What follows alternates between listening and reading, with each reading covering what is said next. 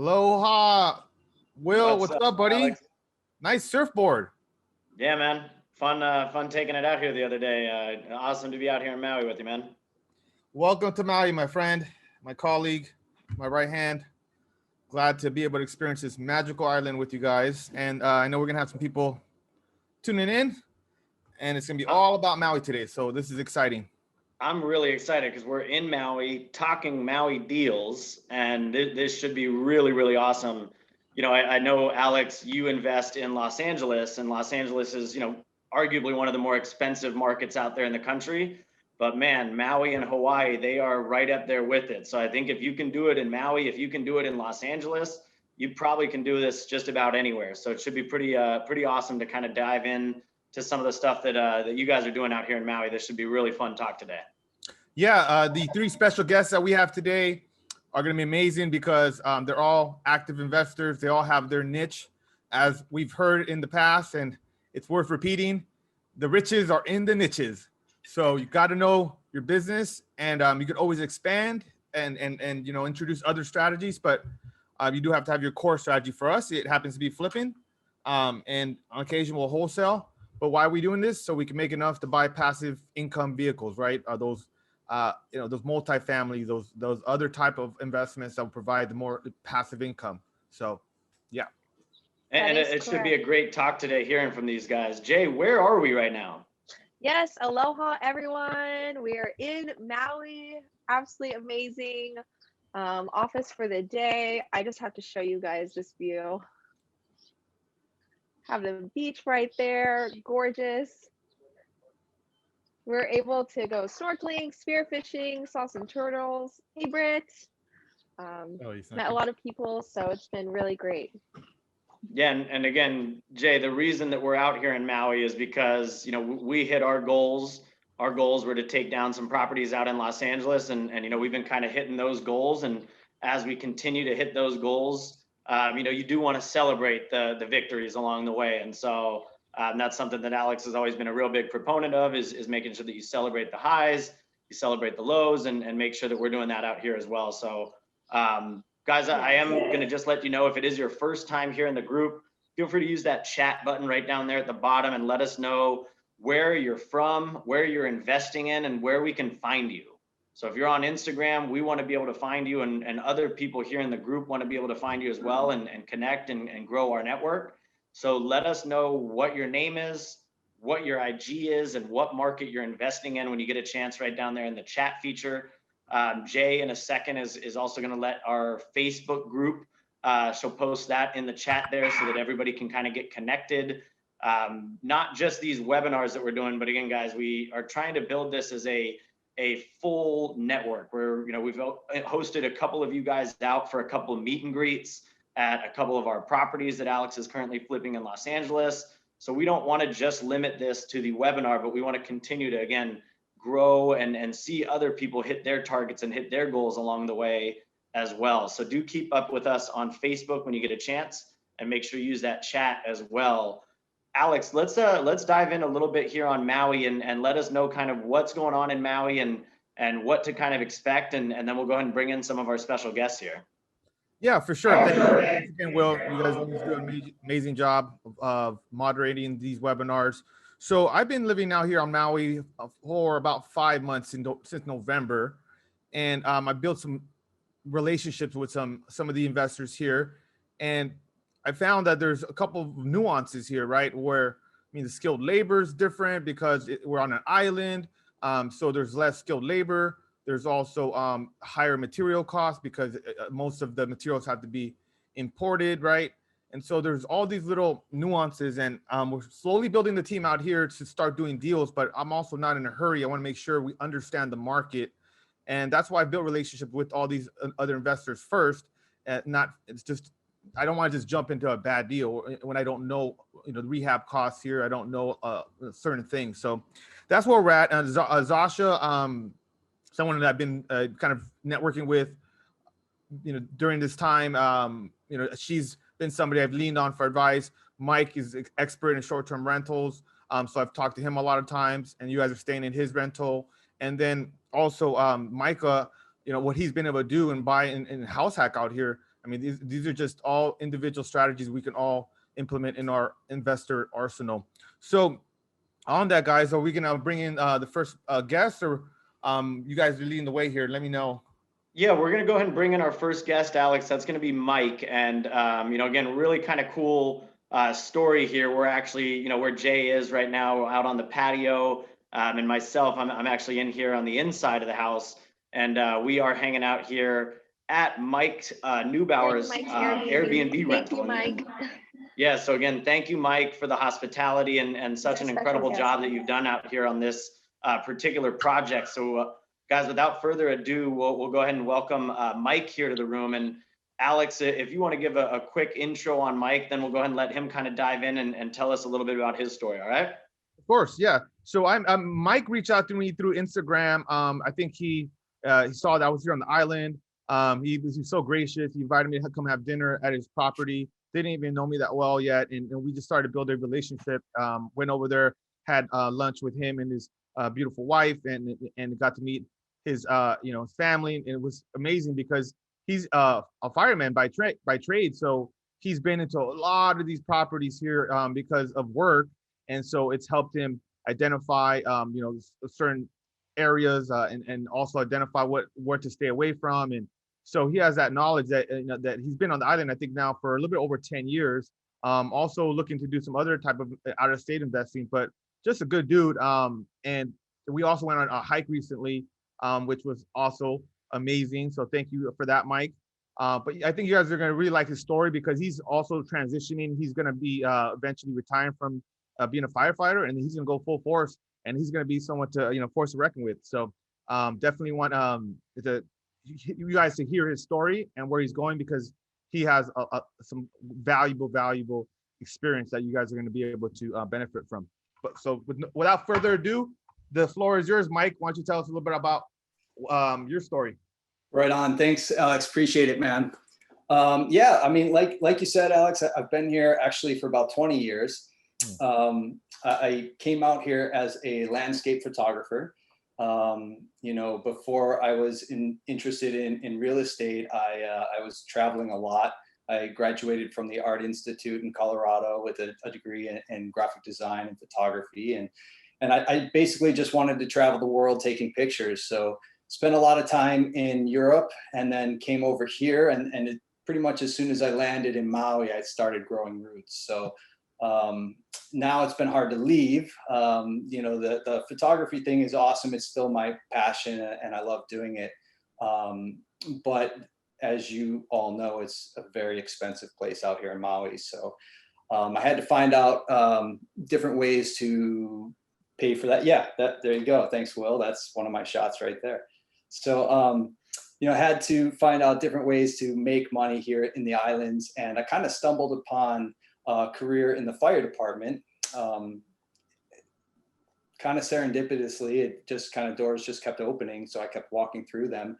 And the fire department's been great because it's given me a lot of flexibility, a lot of time off that I can travel and do my photography and at the same time afford to live here on Maui. So when I did get into the fire department, my senior firefighter at the time was actually actively investing in real estate. And so this was about 10 years ago now. So I basically picked his brain for probably 2 or 3 years or so, started kind of immersing myself in podcasts and books and networking and all that fun stuff. And, I was able to see kind of the data from him, and he had a lot of short-term investments here, short-term rental properties. And so, I would throw ideas at the wall and just kind of see what would stick and what wouldn't. And what happened was maybe about 5 years ago now, we started by taking the house that we live in and we built an ohana onto it. And an ohana is like, they call them casitas in some parts of the country, ADUs, things like that. But basically it's just a small rental unit. So we built on like a 500 square foot rental unit below our place. And it turned out, it was cash flowing for us. And we were like, this is amazing. So we need to keep going this route, right? So did a cash out refi on the house. We ended up buying a short-term rental that's actually right across the hall. I think you guys are going to stay in there in a couple days. So that was our first one that we bought. And, you know, we did a lot of research first. So we knew the market really, really well. And like you said, as a firefighter, I was able to, you know, see pretty much not just every building in South Maui, but kind of almost every room in South Maui. So we knew what was out there. And we got that first unit, which was right where we wanted to be, the perfect location for us for a lot of reasons. And we can dive into that later if you want. But anyway, we got into that. We started cash flowing on it. We realized pretty quickly that it was a full-time job being a short-term rental owner, but we loved it. We loved seeing the money come in. We loved the ability of the freedom it was giving us. And my wife and I are super frugal anyway. So, you know, living off of a firefighter salary or an artist salary is like, you know, I mean, they call them starving artists for a reason, right? So everything that we earned from the short-term rental, we were able to just save. And when we saved enough for the next down payment, we bought another one, and then it was rinse and repeat, you know? So, you know, I think, I don't know how many units we had at one point, but now we're down to, you know, 4 short-term rentals. And then we started investing out of state. We bought a second home in Arizona that we were planning on, we're really planning on flipping it, but we're planning on burring it and keeping it as a rental. So it's rented right now. Never been there. I've never even been to Phoenix, but that's where the house is. So yeah, I mean, it's you know, it's a ton of fun. That's amazing. I yeah, love hearing thank you. stories when people buy properties sight unseen. Yeah, well, you know, I mean, it's pretty easy to do that once you kind of know the data, right? So if you have all the variables in place, then it's just a numbers game. So we started doing that, and then we started investing in syndications and note investing, and just kind of really trying to diversify. So, you know, we're in contract on a multifamily out there in Phoenix as well. We're looking at stuff in Boise. We're looking at stuff in North Carolina. Never been to any of those markets. And then, of course, still looking at the short-term stuff out here too. And like you said, this is my backyard. I know South Maui very, very well, and I know what kind of works here and what doesn't. And if the numbers work, then we'll make offers, right? Yep. All day. Yes, it's great. Alex is out here doing it as well. So Yeah, I love it. I love the story, Mike. And then also, so that I have a question about that mentor. So he was somebody you were working with, right? And then so you were like taking him lunch, or what were you doing? You were just asking him questions about his portfolio. Like, I mean, what was that like? Yeah, so he was actually my senior firefighter. So he had about 10 years in the department when I got in. And, you know, I just saw that he had this portfolio of properties, and he spent all day just kind of going over numbers and stuff like that. Any of the free time that we had, he was kind of diving into that. So, you know, I started leaning over his shoulder and just asking him question after question. And he had spent probably 20 years building up his portfolio. So he had a lot of data in there, and it's not a huge portfolio, but it's very respectable, and it's all here on Maui. So, you know, I was able to kind of dive into that, kind of really learn the ins and outs from him. And then it became, you know, that first purchase is always the hardest one, right? But having him and his numbers behind me, I really kind of felt confident going into what we were going into. Yeah, so. and that's the point I think I wanted to make too. Is I think that when you're able to lean on mentors, people like that have been there, that gives you more confidence to take action. So Yeah. because you're using their experience and just transferring that over to you in some ways. So I think that's an important point to make, and that's why you get mentors, and you need mentors in different areas of your life as well. Right. So that sounds like that was someone that, like you said, serendipitous, but then you took action to keep on asking them questions, and then later on, you know, you went ahead and started doing your own portfolio. So I love that. Yeah, thanks, man. And what I kind of took from that, Alex, is the same thing with you and I. I mean, I imagine Mike just sitting in a fire truck on his way out to a house and just sitting there talking with this senior firefighter. And Alex, that's how we kind of got started off is, you know, I would say, hey man, what are you doing today? Can I come give you a ride? Can I come drive around with you? Just because while you're in that car, I want to hear what you're talking about. And man, like I would be in the car with you and hear some really interesting conversations, some really high level investor conversations. And Mike, to your point, where you're sitting here with no investment properties and you hear him, on the phone, looking at numbers, and that really gives you an insight into the business that you might not have gotten before.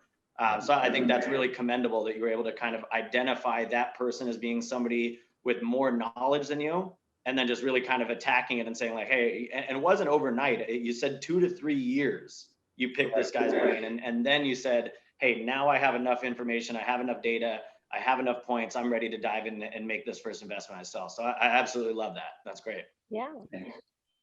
So what are we up to now? That's from the back end, and what are we up to now? Yeah, well,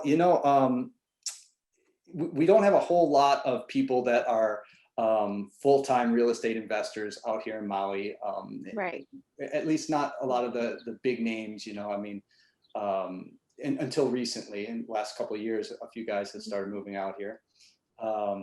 And Alex too. So when I heard Alex on the Bigger Pockets podcast, I reached out to him right away. And, it was great because I reach out to pretty much anybody, because why not, right?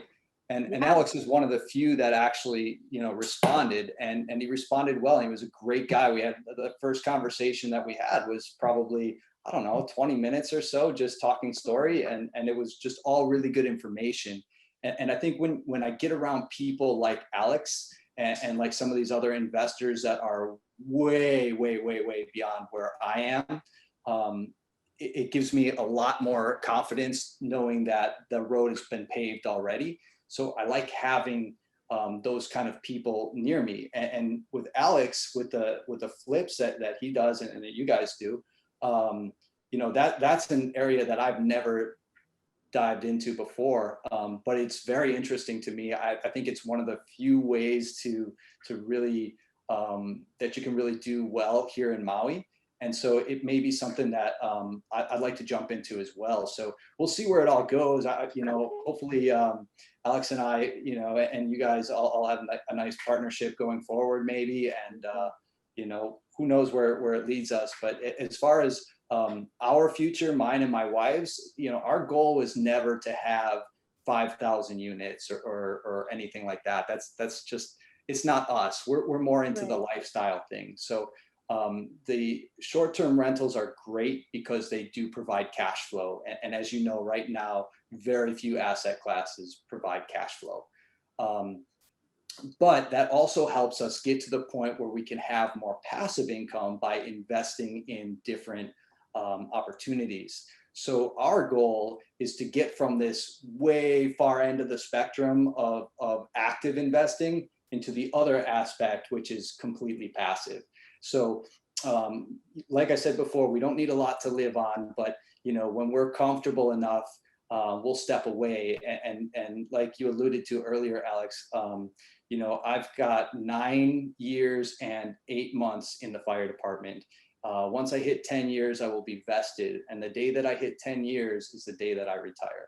So I put that goal in there, and that's going to happen. Now, it may not be a great move, but it's going to be the move that we take. And at that point, it's going to be full-time investing. So where that takes us, we're open, man. We're looking at everything right now.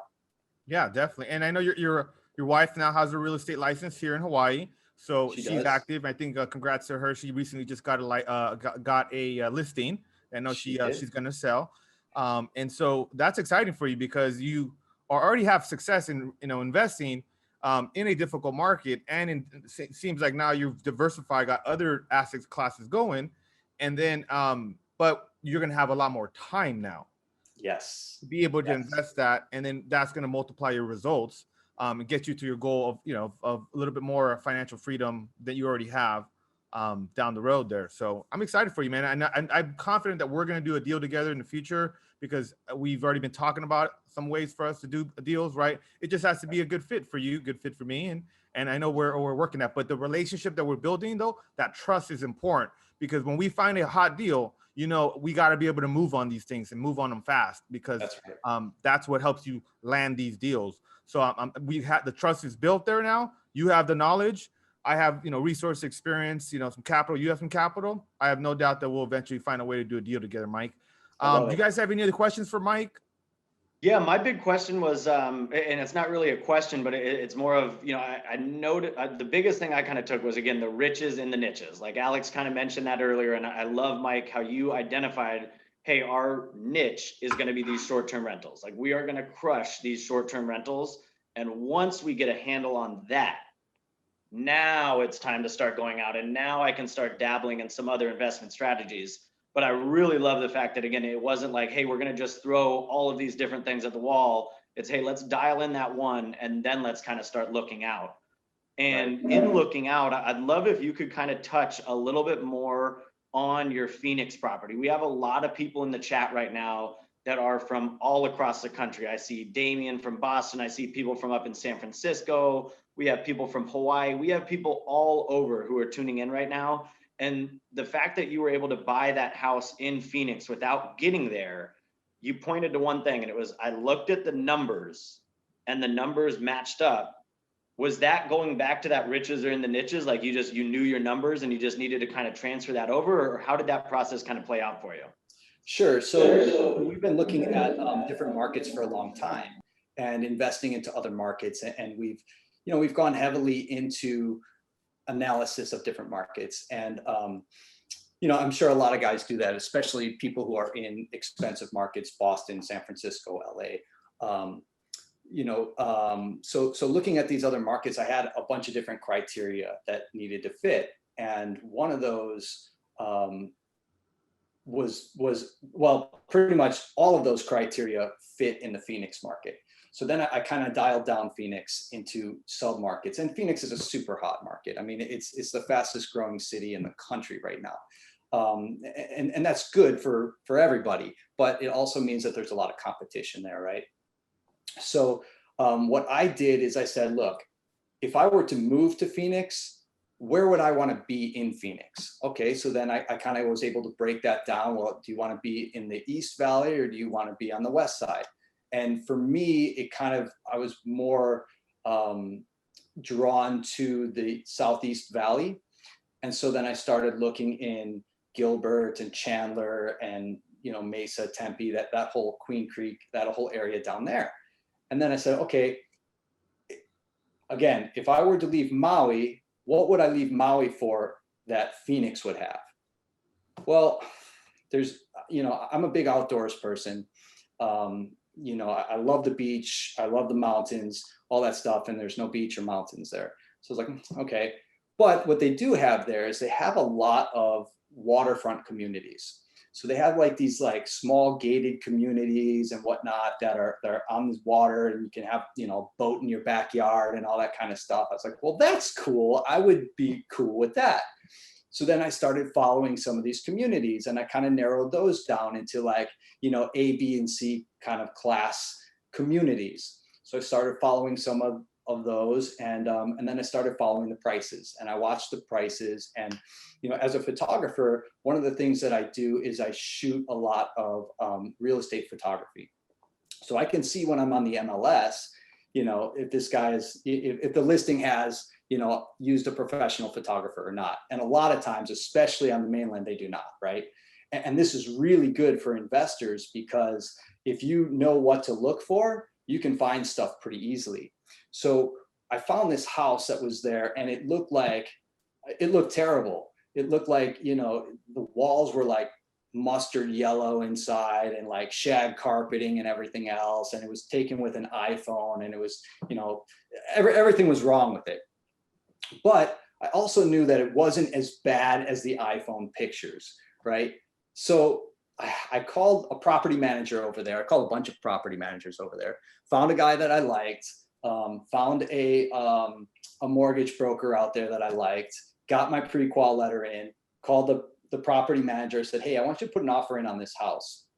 So this one house that I had been watching, I watched it. It was only on the market for like maybe 2 months or something like that, but they had already dropped the price twice on this thing. And I'm thinking, this is a waterfront house. It's a 1993 build or something like that. It's in a gated community. I've got a boat dock out the back door. So what if the walls are mustard yellow and the shag carpeting? I'm gonna rehab this thing anyway. And Sounds like a the good nice thing flip. is it's in a community that allows for Airbnb and short-term rentals. So it's like, this is great. I got multiple exit strategies. It's under market value. I was like, let's put a low ball offer in. This guy wants to sell it. So put the offer in. It was like 25 grand under ask. And the seller came back and said, no, I need this amount for it. I said, okay, fine, we'll take it. So we let him win that, got it under contract. We knew that inspections were coming. So once they go through inspections, there's all kinds of ways for us to jump out of that thing. It's just, the big thing is get it under contract, right? Once you get a property under contract, then ball's in your court. So we had it under contract. The inspectors came in, they said, this is wrong, this is wrong, this is wrong. Most of it was, I don't care, that's fine. We're gonna rehab this thing anyway. But there were some things that were, a little bit more serious. The roof needed some work and this and that. So we came back to the sellers and we said, we want this off and this off and this off. And, we ended up meeting in the middle on it and then we ended up closing on it. So, but we bought it because we were looking for that niche, right? I was looking for a waterfront house in a gated community in a desert. I figure, how are you going to lose on that? So we bought it, still never been there. We bought it in July. And as of Monday, it was, according to Zillow, it was about $75,000 more than what we paid for it value-wise. So yeah, I mean, if you know your data and you follow those markets, then you're going to be good, right? Yeah, I love that, Mike. Again, just the fact that you really analyze the numbers like that.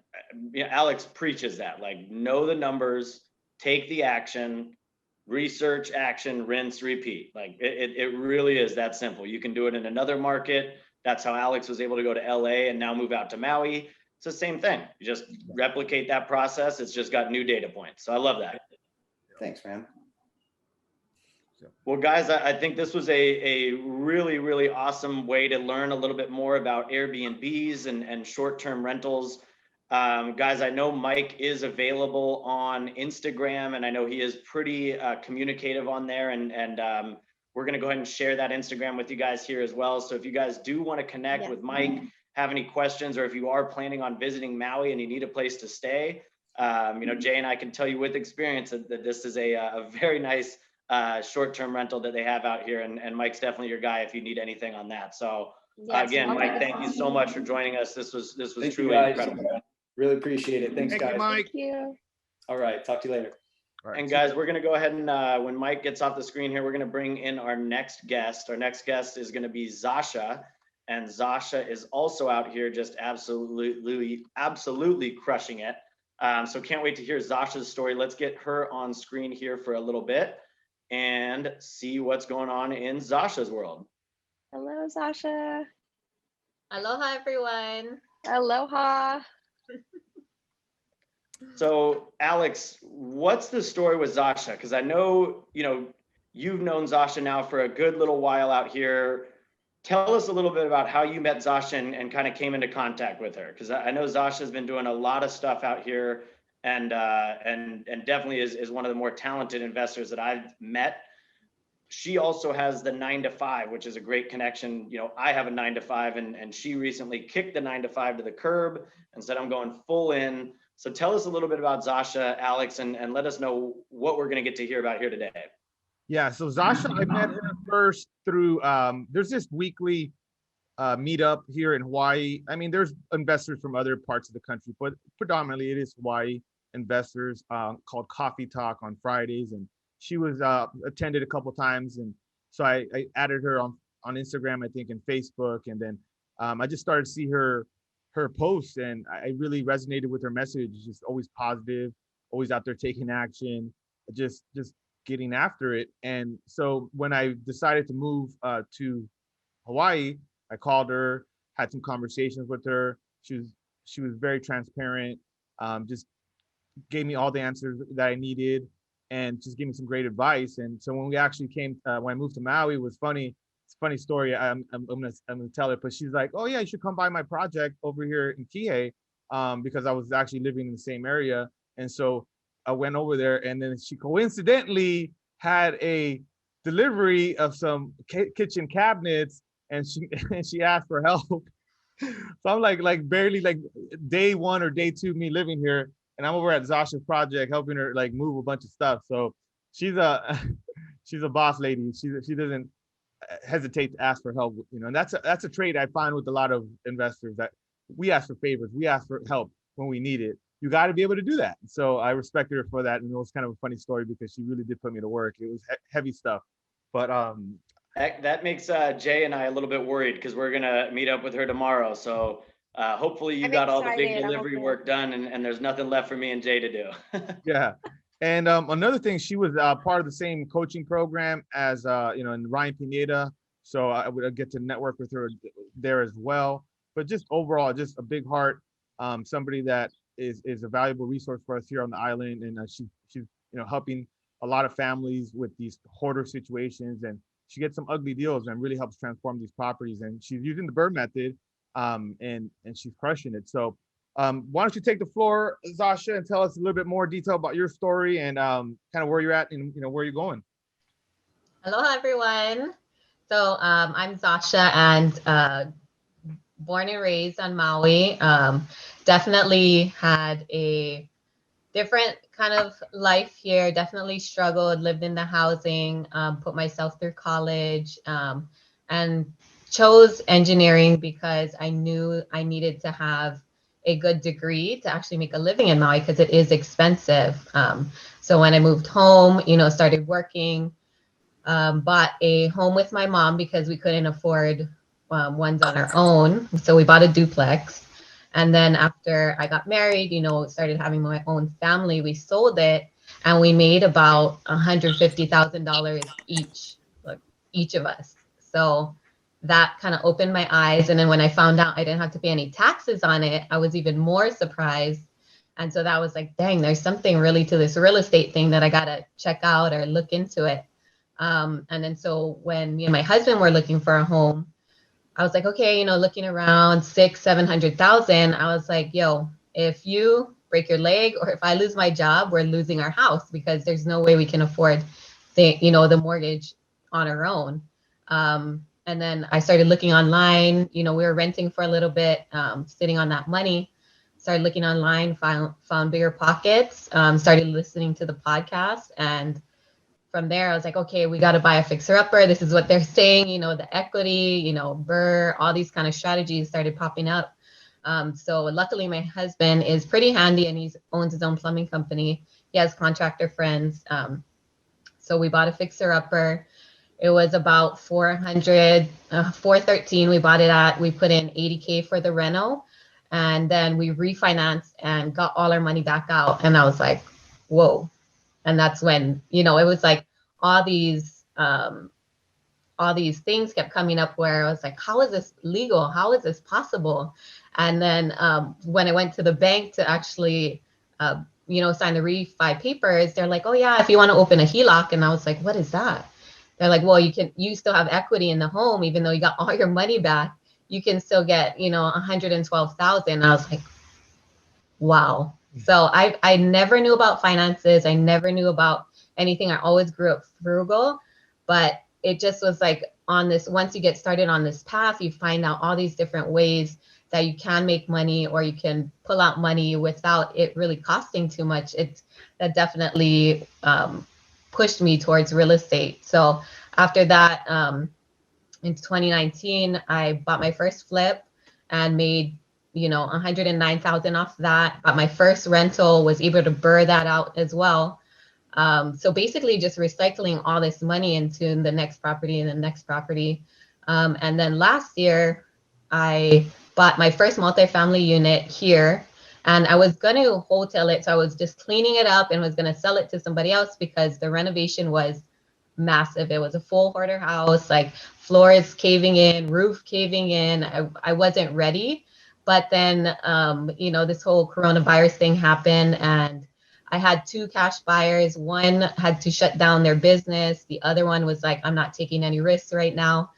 So I was like, I guess I got to keep it and man up and put on my big girl panties and just go for it. So I ended up putting in 125 for the renovations, did a full burr, got my money back out again. So I'm just like, this is just the route that I got to go. And I really love putting local people into homes or people that live here, just providing rental properties. When I get to that part, it's very rewarding.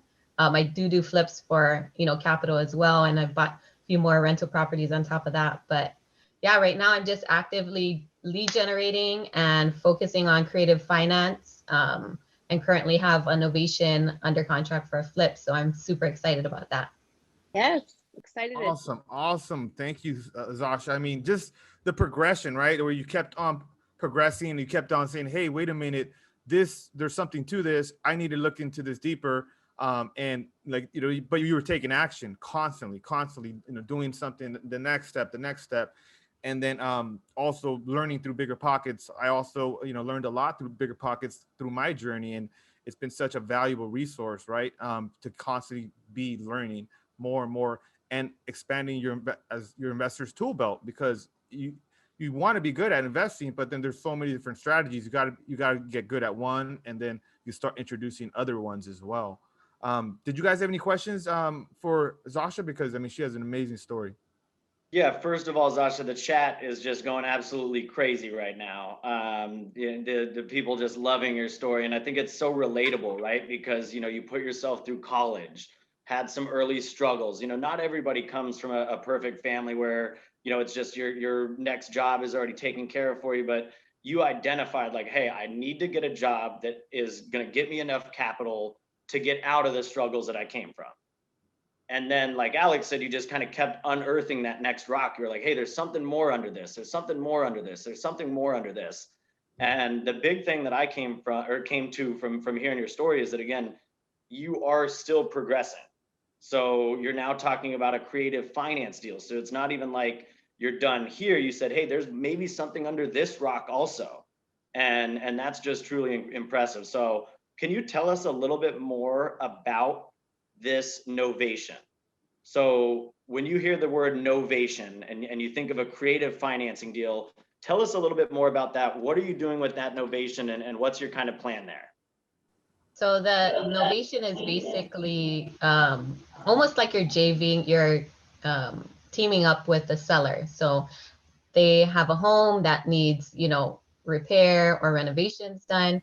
They keep the mortgage in place, and as the investor, I bring in the money to fix it up. And at the end, when we sell it, we can either 50-50 or they make a cut and I make a cut. So I don't have to go out there and get hard money loans, a private money loan, have all these extra fees. We will both save money in the end, because if they try to sell the house as is, they'll get less. But if we team up together, then, they could possibly get more, and I could profit as well from the deal. So in this situation, they don't have the money. So me providing that for them, they're more than willing to team up. And I know there's been ways where investors can team up, but the thought of just teaming up with a seller is something very new to me, and creatively coming up with ways that, we can make it a win-win situation is very new to me as well. So I'm really excited about this. And it was actually the sellers who brought it up. I know I'm in a creative financing mentorship now, that they had brought it up in there, but when I met with the sellers, it was just the right fit. So even for that, I think motivation for people moving forward, there will be different strategies that are brought to you, and it might be brought to you by the seller. So you never know, just be open. And, I think the place that I come from when I talk to sellers is I'm just there to help, whatever I can do where we can both benefit, I'm willing to try anything really. I think that's so cool, Zasha. You're an investor, but at the end of the day, you're really a helper. Like, you're here to help people, and it just so happens that you're going to invest a little bit in their life and make their life a little bit better. And yeah, you're going to get a little bit of a profit on that as well.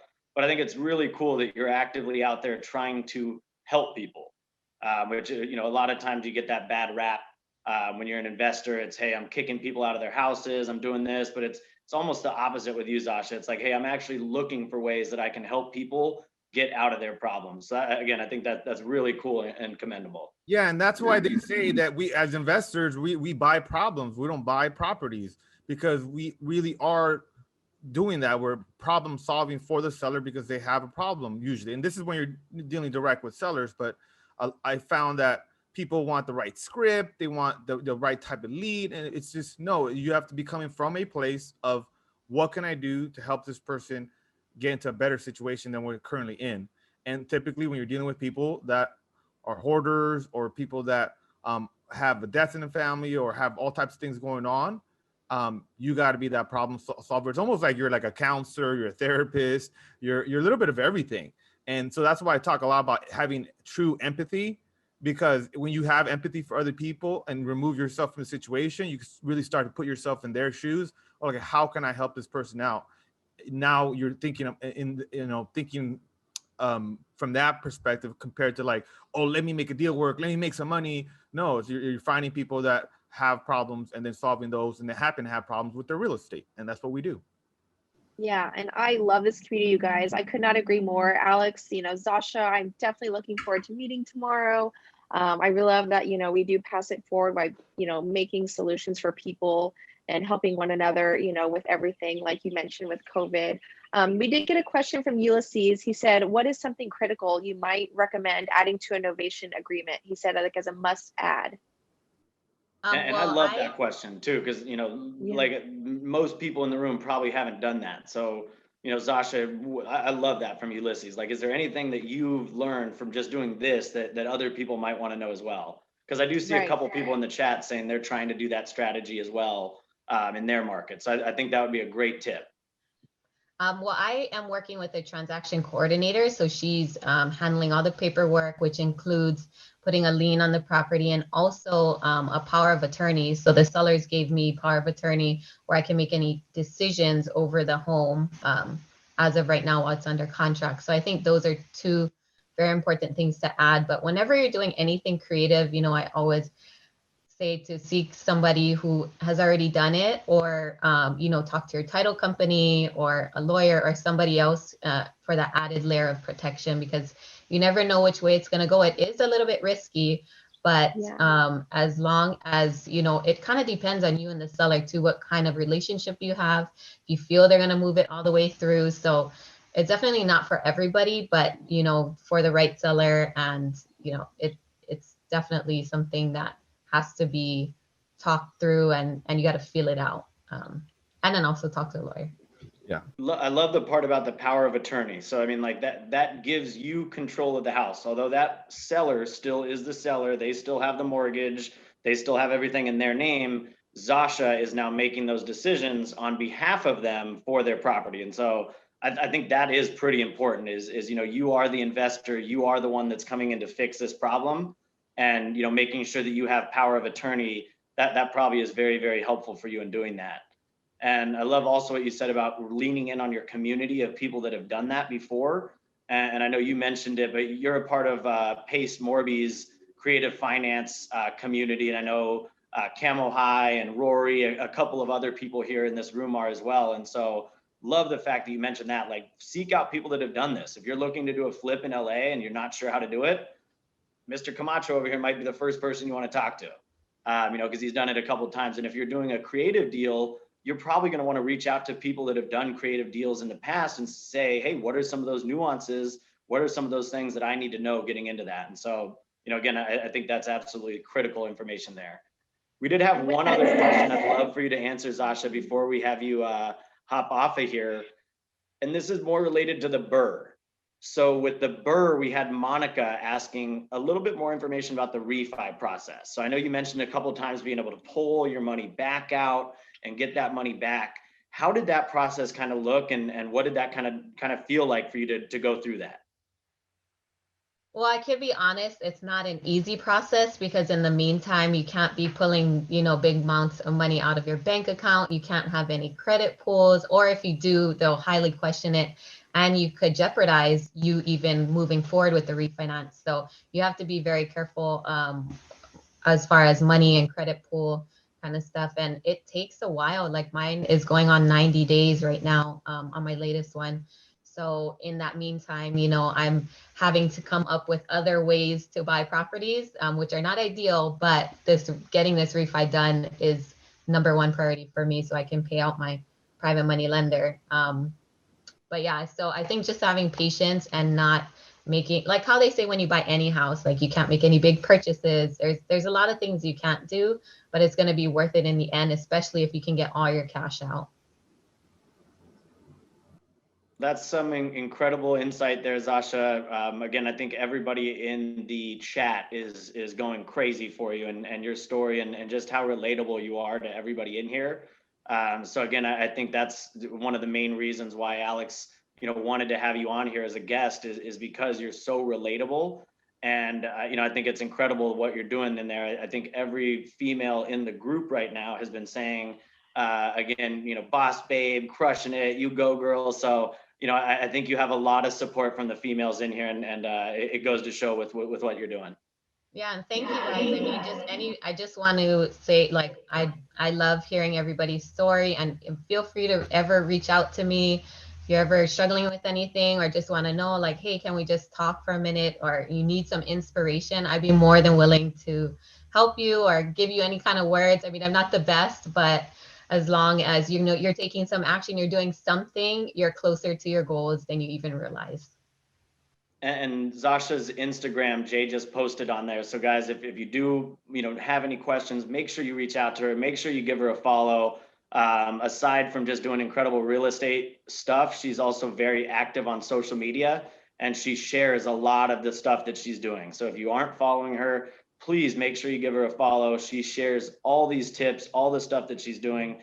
You know, I constantly am watching her Instagram, and I learn from it regularly. So again, thank you so much for joining us, Zasha. Thank you, Yeah, Zasha. looking forward to meeting in person tomorrow. Yeah, we brought our work gloves, so we can't wait to come over there and help you do some unloading and maybe install a floor or kitchen. Who knows? Phase two going down. Phase tomorrow, two. Here we go. Okay. Love it. Thank you again, Zasha. Incredible to hear from you, and we do appreciate you joining us. Guys, we're going to go ahead and bring on our final guest for the day. And that is going to be another one of Alex's close friends out here on the island of Maui. Really excited to be able to do this Maui meetup with you guys and kind of dive specifically into Maui. And we're going to go ahead and bring on Micah right now. Micah is, you know, again, an investor out here in Maui that's just absolutely crushing it. And Alex will give you guys a little bit of insight on him real quick here as well. Is that the correct Micah? This is Micah Hernandez. Oh, my bad. I might have hit the wrong Micah there. Oh, there's more than one Micah in the 1 second webinar here. today. Micah Hernandez, please come to the stage. Just kidding. There he goes. So Micah, for some reason, your name is set to Will Wall. I was wondering, I was like, man, are there two of me in here? But for some reason, your name got changed up to Will Wall. And that's where I was confused is it looks like you were chatting in under here. But welcome to the platform here, Micah. I'm going to change your name for you. Now we got that in there correct. And Alex, why don't you give a quick intro on Micah and where your guys' kind of relationship started? Yeah, awesome. So I started following Micah when I realized he was working for Brandon Turner sometime last year. He's just somebody that was tagged in, I think, a random Instagram post. And so I added him, and then we started kind of interacting on Instagram and just social media. He saw what I was up to, and we just started building a relationship that way. And then sometime, you know, last year when I started talking about moving to Maui, he was actually the one that suggested it to Brandon and a couple. You know, he was integral in that conversation, and so once I started discussing moving to Maui, he actually bought a house hack, a property, and then he said, "Hey, man, I have this extra room in the property that I just bought. If you want to rent it, you know, while you're finding your place." So Mike is actually my landlord right now. So. So yeah, it's been great moving here, and he's part of the community here. He grew up on Oahu, but he's been now here in Maui for a couple of years. So we paddleboard together, we go hiking together. He's just a great dude, and I really like being around the younger investors too, because I just feel like Hey, I wish I would have got started that at that age. So I really like to encourage and be around other guys like that that are, in their early 20s, mid 20s, and already, acquiring property, which is amazing. But also they have this mindset of still of abundance, and so yeah, I really like Michael's attitude. Smart guy. He loves the numbers. This guy crunches numbers all day long. So yeah, Micah's my landlord, my friend, and just a good buddy. So we welcome him because he's crushing at a pretty young age, and I think in a difficult market, and he's working for one of the best people in this business for Brandon Turner. So I'm sure he's learning a lot there too. So welcome, Micah. Thanks, Welcome, Alex. Mr. Yeah, sorry. Mr. Alex's landlord. I love it. Yeah, thanks for that. Sorry for all the technical difficulties, but yeah, no, I was gonna say it's pretty crazy that you could have someone who's like on the Bigger Pockets podcast, like Alex, as a renter, So I don't think too many people can say that. So I think that's pretty awesome. But yeah, as Alex mentioned, I grew up on Oahu in Hawaii, middle class family, but my parents, they had 2 rental properties, and they were definitely the typical self-managing landlords. And they would constantly go to the property, take care of the landscaping, the toilet repairs. And, for me growing up, I didn't really get it at the time. So I wasn't all too interested because it just seemed like a ton of work, and I just wanted to play sports and hang out with my friends. So that's kind of what I thought about real estate growing up, and seeing my parents have to go to the properties constantly. But I went off to college in the Bay Area, moved out here to Maui shortly, right after that in 2017. After graduating, and I got a job to work in finance for a new resort that was opening up out here in Maui. This resort, it was a timeshare property. So, I got to learn the ins and outs of that business model, how HOAs work, the overall finances for the resorts.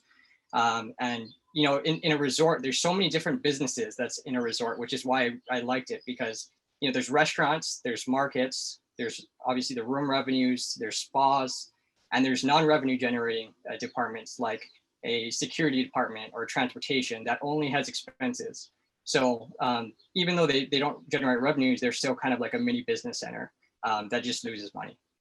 And so I think that really helped me, I guess, sharpen my financial tool belt by working there at the resort. I was driving to work every day. I had a pretty long 45-minute one-way drive, and in Hawaii, that's considered long. But on that drive, I ended up getting hooked on the Bigger Pockets podcast. And for around that 1.5, 2 years, I was really just trying to soak up all the information from there, just trying to get educated. And I started getting really into personal finance also, and saving a good chunk of my income to be able to invest in real estate out here in Hawaii, because, it is definitely one of the more expensive markets out there. From that podcast, I knew Brandon Turner lived out here in Maui, but I always felt like I need to be more established, or at least have done one deal before I actually reached out to him. But a podcast with Ryan Murdoch came on, his business partner for Open Door Capital. And, in that podcast, they talked a lot about growing their investment fund team. So that was kind of the nudge for me to reach out, because I thought it would be a good time, because they were looking to expand their team, and I was on Maui, so why not? So I ended up finding his address by looking through the online county property tax records, hand wrote him a letter, listed my experience, added my resume, and I would have felt pretty junk, if I reached out and he didn't respond. So I felt like I needed to give him a little extra nudge. So on the podcast, he's mentioned that his favorite restaurant out here is Monkey Pod. So I included a $25 gift card to Monkey Pod on there. And sure enough, 2 days later, he got the letter, called me up, and the next day we were drinking Mai Tais at Monkey Pod. So that was, I guess, my crazy story with meeting Brandon. But everything went well in our initial talk with him and Ryan. And I started, just to kind of test, if we would work well together. I started working part-time for him while I was still working at the resort. I was doing the bookkeeping for his flips that he was doing with another partner out here on Maui, and just basically making sure his finances were all organized for the flips. So after a couple of months, he hired me full-time to work for the investment fund, Open Door Capital. So I immediately gave my 2 weeks at the resort, and now I'm the finance manager for Open Door Capital and one of the general partners for the assets that we invest in. But really, once I joined the team, I think the best part about it was being surrounded by some pretty, incredible investors. Obviously, there's Brandon, Ryan Murdoch, but Brian Murray, his main partner, is huge in the commercial space, and everyone on that team, they were all invested in real estate. So, me, the newbie coming in, I was pretty much the odd man out without having invested in anything, and that gave me kind of the push to get going.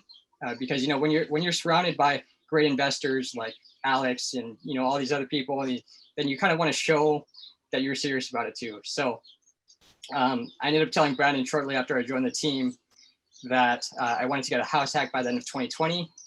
And having an accountability partner like Brandon, I wasn't going to let him down. So purchased my first house hack out here in October. It's a 3-unit out here in Kihei.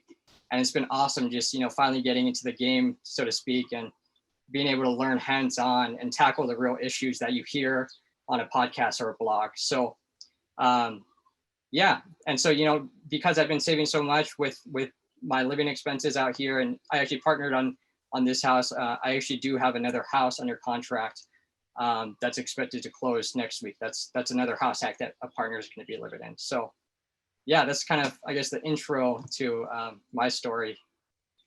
I love it, Micah. And just the creativity that you used to meet Brandon. Also, you were learning, and then you just continue to kind of, like you said, test the waters. Sometimes people want to get started and like, oh, I'm going to partner with someone and we're going to build this huge empire. Like, hey, why don't you start one deal at a time, one thing at a time? I think there's an important a process there, right? Where you have to, it's like you're dating, when you work with someone, it's like you're kind of dating and make sure that it is a good fit from both sides, that there is an equal exchange of value and alignment there.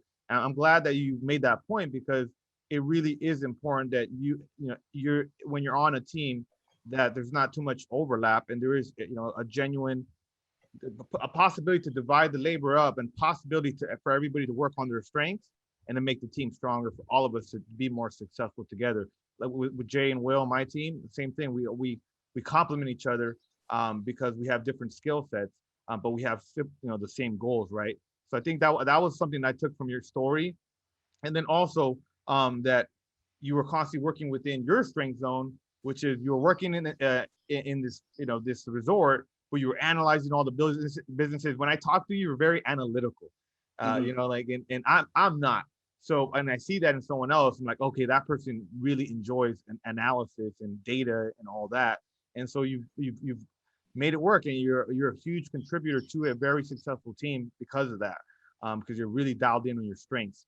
And I think that's also very important, that we focus on the things that fire us up, the things that we naturally do pretty well already, and we don't try to get good at something that we're naturally bad at. We're trying to get great at something that we're already naturally good at. And I'm a big fan of that as well. So I heard a lot of that in your story. Did you guys want to add anything, Will or Jay? I just thought it was incredible, the private investigator work he did there to use county records and track down a phone number and an address. I mean, that really shows that it's like, hey, I'm taking this stab at this. Like, I'm putting my best foot forward. I'm gonna give it my best. And if it doesn't come back, no worries, no harm, no foul. But at least I gave it my best. And again, I think it's really impressive that, like Alex mentioned, like somebody of your age in his mid-20s, if I had the wherewithal and the motivation and knowledge, my family had rental properties when I was growing up. And my mom and dad were always out going and looking at them. And I never got it. I never put 2 and 2 together. Like, okay, that's why they're doing that. It was always like, man, they just got home from work and now they're going to have to go on Saturday and fix this house. Like, man, like, when are they going to go to the beach? When are they going to go hang out with their friends? And now you kind of realize it when you're in your mid-20s, you're like, oh, that's why they were doing that, because that's creating their financial freedom so that they have the time to hang out with me and their family. And again, I think it's really impressive when people at a young age like yourself are able to kind of grasp that and really take action from it as well. So congratulations for doing that. Thank you. And also I want to add the accountability too, right? Like you said, Micah, that when you're around other people that are doing something that like that, like investing, it it rubs off on you, and you feel bad if you set a goal and you don't hit that goal. So you want to come through for the team. And I have felt that as well when I align myself with other successful investors. I'm like, hey, I don't want to let them down too. They're a rock star, and I've earned their friendship. I want to keep their friendship, but I got to keep executing, right? I got to keep on performing. I got to keep on being the best version of myself, because rock stars want to hang around with rock stars. Bottom line, right? And we had to say, we're like, hey, no, we only 8 players allowed here on this team, because we want to be the best, and this is a challenging business.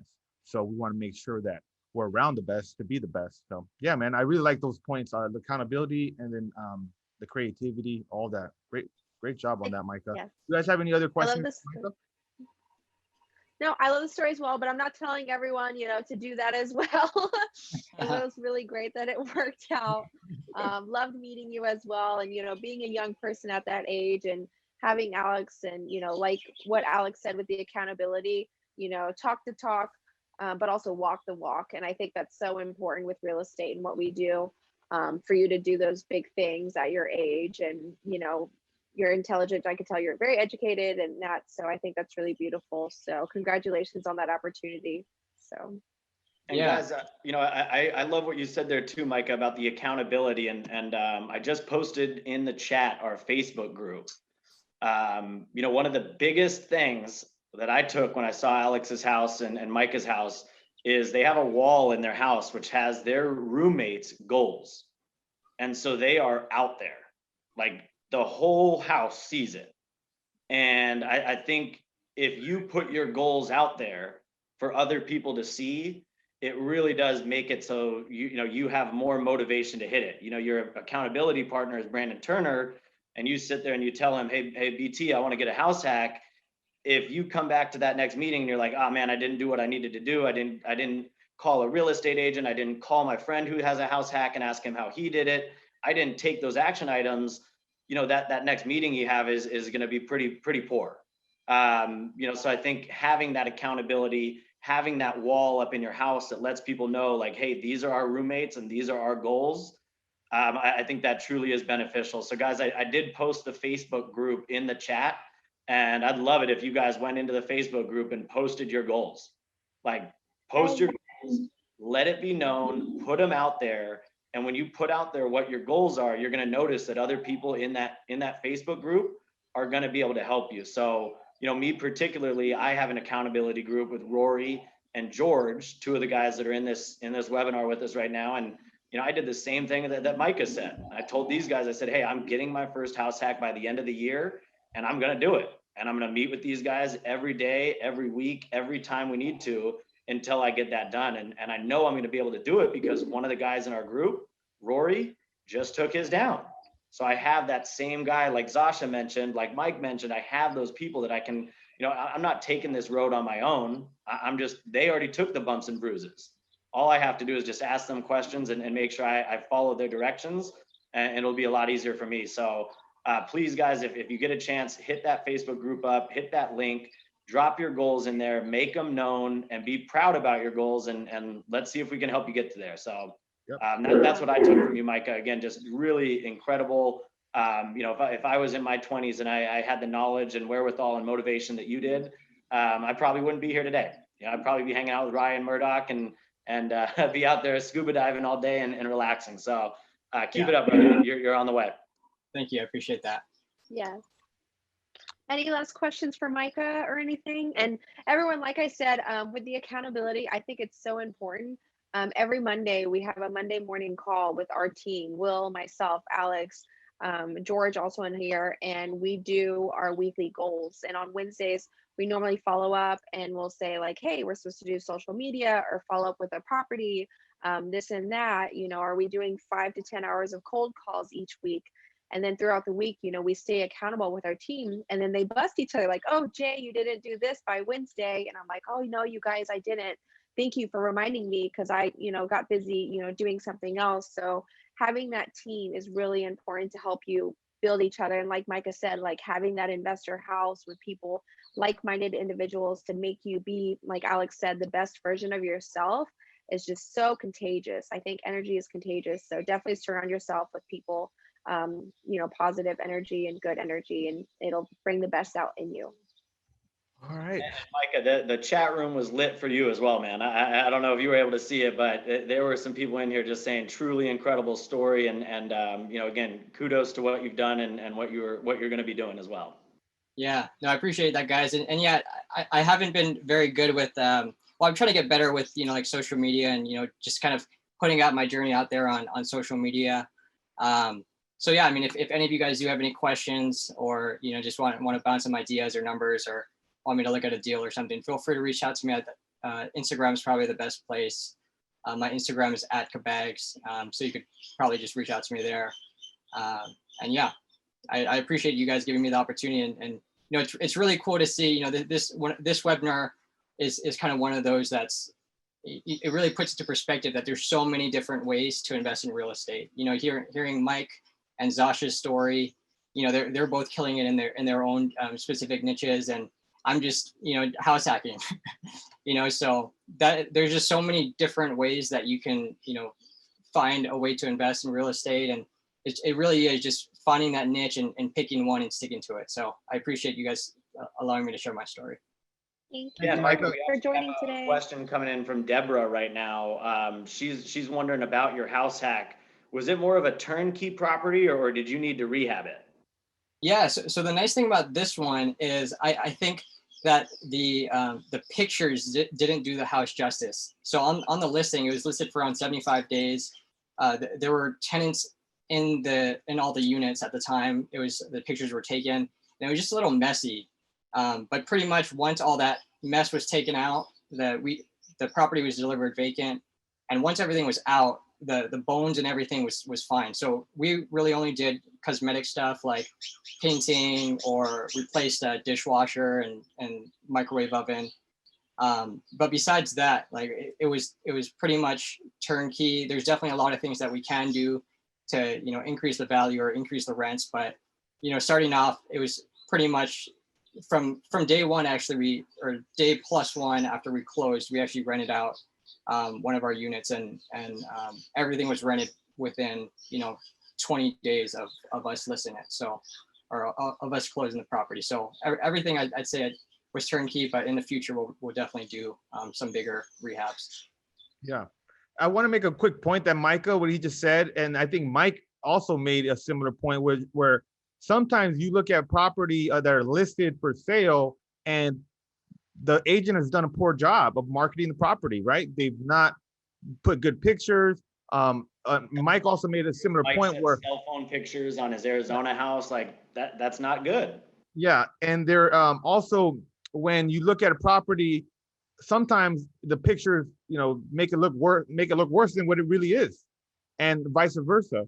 So that's why you do got to look at a lot of properties, because something could, and I've said this to people before, where other investors, that there is no one investor that can buy every single house, right?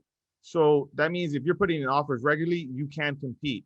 And then you start to see these little nuances, like Micah said, he saw the property, pictures didn't look, didn't do it justice, but he determined that after he went to go look at the property, right, Micah? Where you got in there and like, hey, this thing looked a lot worse than, or this thing is a lot better shape than the pictures reflect. So that's why it's important that you guys are constantly looking at deals, because they are there are agents that are not good at what they do. Sometimes they just list it, throw it on the MLS, whatever, and they don't really do a good job of marketing it. So you got to get in there and make offers, you got to get in there and make those contacts. So good job on that. All right, guys, so are we wrapping things up? Are we we're gonna wrap things up, and guys, I just posted in Micah's Instagram, so please do give him a follow. Aside from just being an incredible dude, he actually also posts on there every morning a motivational quote. So it kind of gets me hyped in the mornings, gets me going, and gets my juices going when I get to see those. And so please do give the guy a follow. Really does have some great stuff, and I think he said today he's going to try and be more active on social media and share more of his story. So that should be really awesome. And guys, we're going to go ahead and welcome everybody into the screen now so that everybody can kind of chat. Feel free to kind of say thank you to Zasha. Feel free to say thank you to Mike. feel free to say thank you to Micah and all of our guys on here that gave some time for you guys today and get you some insight. All right. Awesome. Yes, thank you everyone so much for joining. Zasha, looking forward again to meeting Mike as well. Thank you for the Airbnb. Love connecting with each and every one of you. Don't forget to join our Facebook group. And also, with that said, I can also post our Calendly. If you are looking for one-on-one mentorship, sometimes it's really hard to get to that next hurdle. You can do one-on-one calls with Alex himself. And if you prefer, you can have myself and Will in as well. You can do that for 30 minutes or up to an hour. And we're happy to help you as well get to that next point and, financial freedom. So guys, we Any have last questions? our guests in here. We got Mike on the screen. We got Micah on the screen and Zasha on the screen. If anybody has any last minute questions or just a big thank you. Again, I know me personally, I wanted to say thank you to Mike for setting us up here in the Airbnb and also just his service to the community. My girlfriend, her brother is a fireman and these guys are out there really doing their all to make sure that we're safe and living in really good communities. So again, thank you so much for your service. Mike, and thank you, Micah and Zasha, for joining us today as well. Yeah, and I just want to say lastly, again, thank you guys for attending. I know that your time is valuable, and so hopefully you guys got some value from hearing these three investors' stories. We're going to enjoy Maui with the team being here. I'm just trying, create this, just a culture, we say the vibe of the tribe, because we really can't all get to our goals working together. And our two values that we hold highest is work ethic and collaboration. You got to be able to put in that work, and you got to work as a team to get, anything worth accomplishing is usually done with some type of team or some type of help. So keep on reaching out to us if you need something. Otherwise, we'll see you guys on the flip side, on Burst side, on the rental side, all that side. So Thank anybody you have any all last to questions? Alex for making this all happen. Let's get some gear going, Alex. Some Some hats, something, man. all right, some gear, Yeah. some merch. Okay, we can do that. Ask Alex hats. Let's do it. Maybe like a deal maker hat or something. Yeah, Oh, okay. deal maker. Let's do it. All right, guys. I could see that, Yeah. guys. Again, thank you everybody for showing up today. It's truly been incredible to get to see this community grow. I know last week Jay and I hosted a couple people out for a meetup at our recent flip. I see Doug on here and Rory and Andy and Hector, a couple of the guys that were able to make it out. And I see Amari on there who I missed out on the text. Sorry about that, brother. We'll get you out to the next one. Guys, if you are interested in learning more about what we're doing, be active. We're usually picking the people who are active on our social media. If you're commenting on Facebook, those are the first people that I go to invite out to the meetup, because I just go, hey, we're having a meetup. Who should come? And it's, hey, who's the most active? So it's pretty easy. I just go down that list and send out a couple messages, and that's how we're kind of figuring that out. So please do be active. Shoot me a DM, shoot Jay a DM. If you guys need anything, let us know. We're all available and more than happy to help you guys out. All right. All right, buddy. See ya. We'll see you guys. Stay safe out there. All right. Follow. You guys, thank you. Thank you, guys. Yeah. Talk on the flip side. Thank you. Have fun in Maui. See you Thanks, later, guys. boys. Will do. Yes. Jay and I are the headed to view- the beach right Thanks, now. guys. No Yeah. worries there. My view. Gonna go It out was raining in afterwards. LA today. It was Was it? raining when Oh. we landed here. It was yesterday, so glad that the weather is nice. Thanks again, Thank guys. you We'll see you again. soon. All right. Have fun. I liked the vibe of the tribe idea for the shirt. That's kind of cool. That would be cool. I'd love that. I'd wear Yeah, one. vibe of the tribe. I would too. We'll see you guys.